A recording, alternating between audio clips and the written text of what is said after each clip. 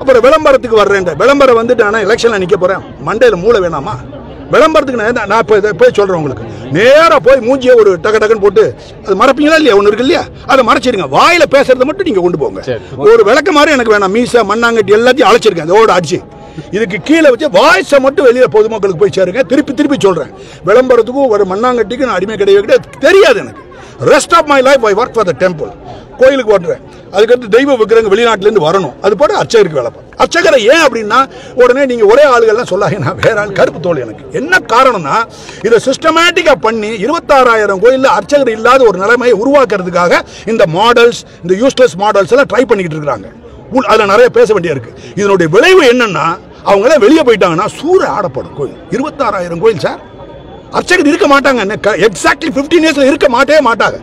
என்ன காரணம் அப்படின்னா அநியாயமான இது.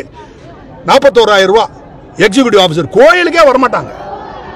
உண்டியலை எண்றதுக்கு மட்டும் வீடியோ எடுப்பாங்க, செலவு பண்றது வீடியோ எடுக்க காட்ட மாட்டாங்க.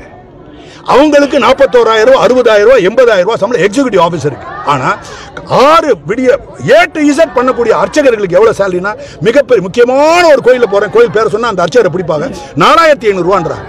ஒரு ஆளோட உடம்பு வந்து கேள்விக்குறி மாதிரி இருக்கு. கேள்விக்குறினா இன்னைக்கு நான் செத்து போயிடும் போய் சொன்னா இறைவனுக்கு முன்னாடி. உண்மையிலே கோயிலுக்கு எடை எவ்வளோன்னா 27 கிலோ இருக்கு. நான் இப்போ எடையை பார்த்துட்டேன். அவர் 47 வருஷமா வேலை பார்க்குறாரு. அவருக்கு ஒரு நாளைக்கு 200 ரூபா சம்பளம். கல்யாணம் ஆகலை, அக்காவுக்கும் கல்யாணம் ஆகலை, 2 பேரும் செத்து போயிட்டாங்கன்னா ஆமாம் சார் மேலே போயிட வேண்டியதான், எங்களுக்கு வேறு எதுவுமே இல்லைன்றாங்க. பழைய வீடுகளில் தங்கி வாழ்கிறாங்க. இவங்கெல்லாம் ஸ்தானிகர்கள். அர்ச்சகர்களுக்கு எவ்வளோ பெரிய சம்பளம்? ஏற்கனவே நான் சொல்லியிருக்கேன், ஒரு அர்ச்சகருக்குலாம் கடலங்குடியில் எவ்வளோ சம்பளம் இல்லை கேட்குறேன், 60 ரூபான்னாரு.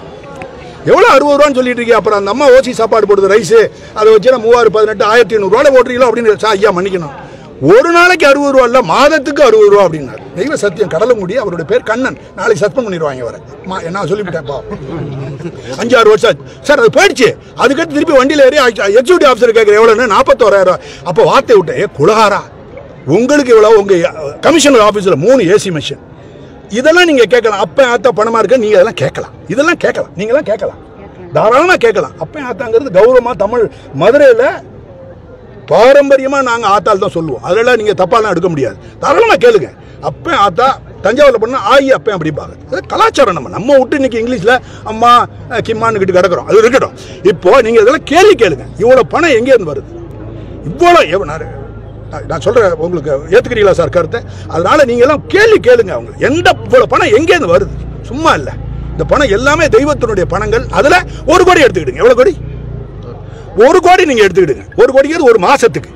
1 கோடி பெரிய பணம் இல்லை சார். சார் 1 கோடி 1 லட்சத்து நான் என்னதான் வரலாறு கிடையாது சார், பார்த்ததில்லை கண்ணில்.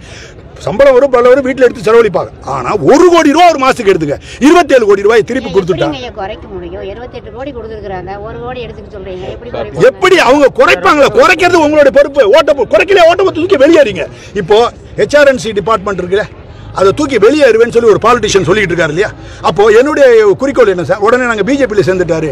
ஐயா வந்து என்னமோ என்ன செக்ரட்டரி ஆக போகிறாரு, இவர் மினிஸ்டர் ஆக போகிறாரு, கவுன்சிலர் ஆக போகிறாரு, கவுன்சிலருடைய PA ஆக போகிறாரு, மினிஸ்டரோட PA-வா இதில் போக போகிறார். இப்படிலாம் கேவலமான இதில் முட்டாள்கள் பேசக்கூடிய வார்த்தைகள், அடிமட்ட முட்டாள்கள். நான் அந்த எந்த காலத்துலையும் போக மாட்டேன். என்னை காலரில் பிடின்னு சொல்லிட்டேன்ல உங்களுக்கு. காலரில் பிடிங்க. ஒரே உழைப்பு இங்கே தான், மப்பர் கீழே ஒரு வரைக்கும் கோயிலுக்காக. அதில் மாற்று கருத்து இருக்காது. நீங்கள் எப்போ வேணாலும் பிடிச்சிக்கலாம். அந்த கணக்கில் நான் என்ன சொல்கிறேன்னா, இந்த பணத்தை திருப்பி வர முடியலை அப்படின்னு சொன்னால் யார் கோயிலை விட்டு வெளியே போகிறேன்னு சொல்கிறா? அந்த பார்ட்டிக்கு கண்டிப்பாக அவர் போய் கூட சொல்லலாம், அரசியல்வாதியான பேரை மாற்றிக்கிடலாம். ஆனால் ஓப்பன் பப்ளிக் ஸ்டேட்மெண்ட் சொல்கிற அளவுக்கு ஒரு கட்ஸ், ஒரு ஸ்பைனில் ஒரு துணிவு இருக்கிறதுனால நம்ம அவர்களை ஏற்றுக்கலான்னு தான் நான் நினைக்கிறேன்.